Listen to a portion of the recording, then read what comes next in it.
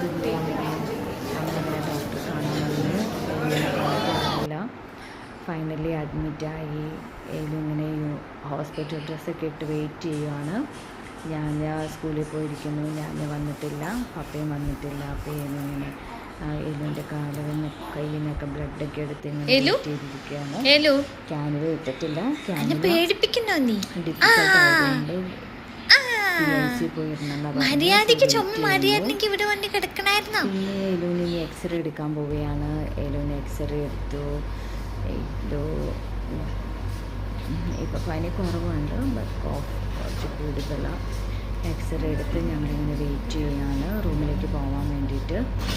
ഇനിയിപ്പോൾ എലുവിൻ്റെ കാലിൽ കുത്തണം. കാലിൽ കുത്തി ബ്ലഡ് ക്യാനിൽ ഇടണം. അപ്പോൾ ഞങ്ങളിങ്ങനെ റൂമിൽ വന്നിട്ട് ഞങ്ങൾ രണ്ടുപേരും ഇങ്ങനെ വഴക്കുണ്ടാക്കിക്കൊണ്ടിരിക്കുന്നു.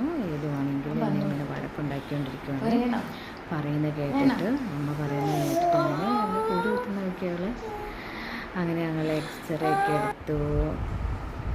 കാലയിൽ ക്യാനിൽ ഇട്ടു. PIC പോയിട്ടാണ് ക്യാനിൽ ഇട്ട്. ഗോഡ് ഗ്രേസ് ഒറ്റ പ്രിക്കിൽ കിട്ടി.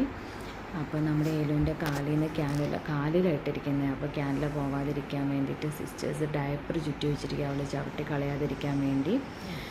അപ്പോൾ ചാക്കോച്ചി വന്നു. അങ്ങനെ ആങ്ങളെയും പെങ്ങളും നല്ല ഉറക്കത്തിലാണ്. ചാക്കോച്ചിക്ക് എലുവിൻ്റെ കൂടെ മമ്മിയുടെ കൂടെ കിടക്കണം എന്ന് പറഞ്ഞ് അങ്ങനെ കിടന്നു. അപ്പോൾ ഞങ്ങളുടെ ഹോസ്പിറ്റൽ വാസം അങ്ങനെ തുടർന്ന് പോകുന്നു.